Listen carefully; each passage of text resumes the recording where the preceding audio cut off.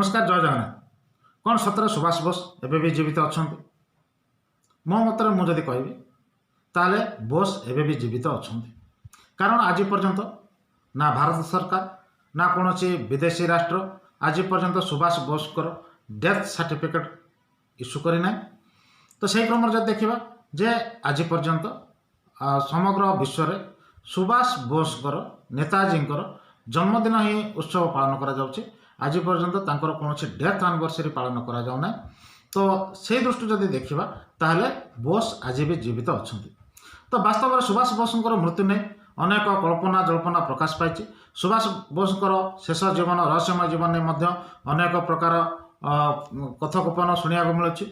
विशेषकर जब देखा ताले तीन एंगेल रे सुभाष बोस रहस्यमय जीवन को नहीं आलोचित करा जाए एवं सारा विश्व रे केवल भारत नहीं सारा विश्व रे सुभाष बोस शेष जीवन बा मृत्यु को नहीं चर्चार कारण पलटि। आज बोस लाइफ स्टाइल को नहीं बोस माने शेष जीवन को नहीं सारा विश्व रे एक सेंसेशन रही।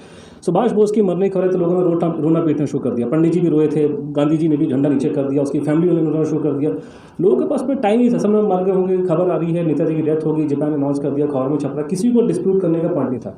जिन लोगों ने उसको डिस्प्यूट करना शुरू किया वो थे अमेरिकन और ब्रिटिश, क्योंकि ये लोग बहुत खाए खिले लोग थे, उनको मालूम था दुनिया कैसे चलती है। आर्चिबल्ड वेवल फील्ड मार्शल हमारा वॉइसरॉय था, हमारा देश का राजा था।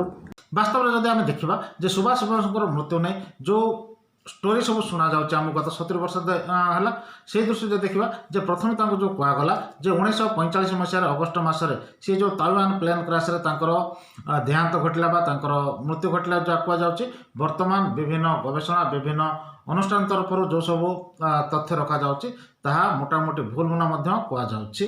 तो सत्यासत्य कौन अच्छी से संपर्क आगू आगू देखा। द्वितीय जिनस कौन कहुच्छे जे सुभाष बोस को शेष पर्यायर रूसियार कारागार रखा जाइतिला एवं ए कारागार जितेबाला कि सेठी आम जब स्टालिन शासन चलता विशेषकर कहवा ए संपर्क कहुच्छे सुभाष बोस मृत्यु घटला मल्ल ये द्वितीय स्टोरी कहुच्छे।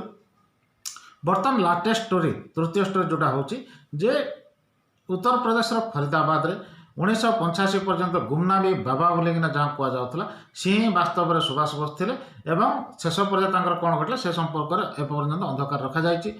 तो विशेषकर जब देखा जे सुभाष बोस अस्तित्व नहीं शेष पर्यायर अस्तित्व नहीं विभिन्न प्रकार कमिशन बसची एवं आज पर्यंत कमिशन कौन शेष निष्कर्ष पहुँची ना। गत दिन में मोदी सरकार सुभाष बोस संपर्कित नहीं अनेक गुड़ी जो फाइल था से फाइल को डिकोड कर फाइल जो डिकोड कर विशेष किसी तथ्य मिलना।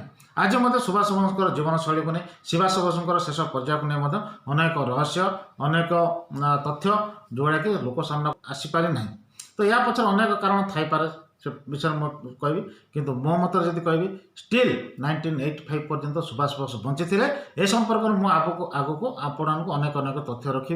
ठीक अच्छे जो फेसबुक धन्यवाद जो फेसबुक देख पाते आप यूट्यूब झटका बोली सब्सक्राइब करूँ। जय हिंद नमस्कार।